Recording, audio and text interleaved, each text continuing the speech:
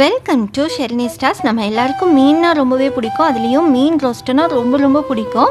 இன்றைக்கி நம்ம சிம்பிளான முறையில் மீன் ரோஸ்ட் செய்ய போகிறோங்க.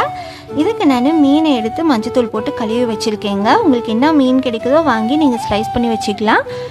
இதில் ஒரு சிட்டிக்கு அளவுக்கு மஞ்சத்தூள் சேர்த்துக்கிறேன். ஒரு ஸ்பூன் தனி மிளகாத்தூள் சேர்த்துக்கிறேங்க. தேவைக்கேற்ப உப்பு சேர்த்துக்கிறேன். நான் தேவைக்கேற்ப இஞ்சி பூண்டு பேஸ்ட் சேர்த்துக்கிறேங்க. உங்கள் தேவைக்கேற்ப நீங்கள் எடுத்துக்கோங்க.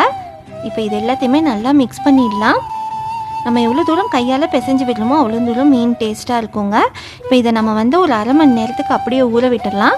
உங்களுக்கு டைம் இருந்தால் நீங்கள் ஒரு மணி நேரத்துக்கு கூட ஊற விடலாங்க. நீங்கள் எவ்வளோ தூரம் ஊற விடுறீங்களோ அவ்வளோ தூரம் மீனில் நல்ல உப்பு சுவையாக இருக்குங்க.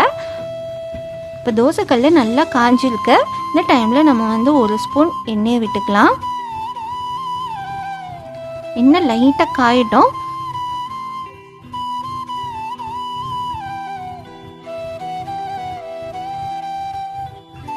இந்த ஸ்டேஜில் நம்ம மசாலா சேர்த்து மீனை சேர்த்துக்கலாங்க.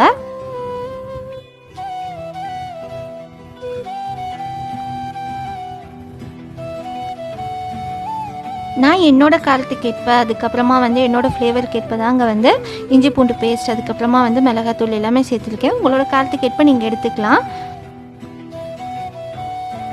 ஆனால் இந்த மாதிரி நீங்கள் போட்டிங்கன்னா குழந்தைங்க எல்லாருமே சாப்பிட்றதுக்கு ரொம்பவே ஈஸியாக இருக்கும். ரொம்பவே நல்லாவும் இருக்குங்க. இப்போ ஒரு சைடு நல்லா வெந்துடுச்சு. அடுத்த பக்கம் நம்ம திருப்பி போட்டுடலாம். அவ்வளோதாங்க, சூப்பராக ரெடி ஆகிடுச்சு. பார்க்கவே எனக்கு ஆசையாக இருக்குது. அவ்வளோ தூரம் சூப்பராக இருக்குது. நல்லா ஃப்ளேவராக இருக்குது. இந்த ரெசிபி உங்களுக்கு ரொம்பவே யூஸ்ஃபுல்லாக இருக்கும், பிடிச்சிருக்கும்.